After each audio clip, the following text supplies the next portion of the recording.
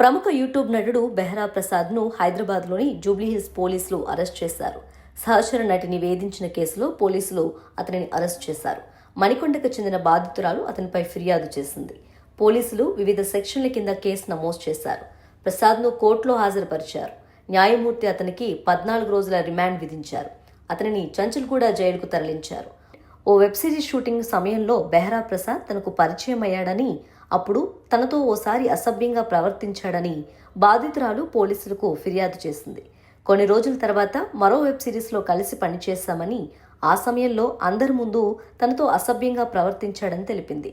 దీనిపై ప్రశ్నిస్తే దూషించాడని, ఈ నెల 11న షూటింగ్ నుంచి ఇంటికి వెళుతున్న సమయంలో అందరి ముందే తనపై దాడి చేశాడని ఫిర్యాదులో పేర్కొంది.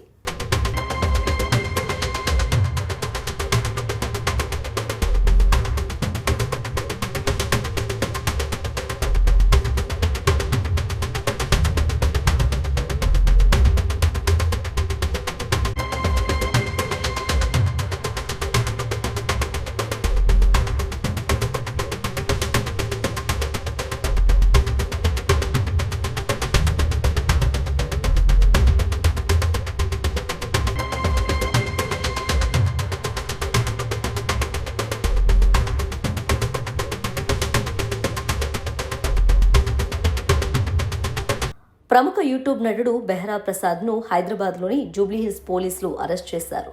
సహచర నటిని వేధించిన కేసులో పోలీసులు అతనిని అరెస్ట్ చేశారు. మణికొండకు చెందిన బాధితురాలు అతనిపై ఫిర్యాదు చేసింది.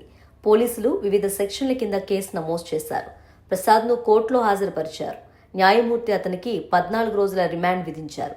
అతనిని చంచల్గూడ జైలుకు తరలించారు.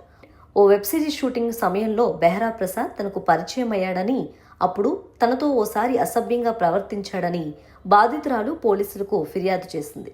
కొన్ని రోజుల తర్వాత మరో వెబ్ సిరీస్లో కలిసి పనిచేశామని, ఆ సమయంలో అందరి ముందు తనతో అసభ్యంగా ప్రవర్తించాడని తెలిపింది.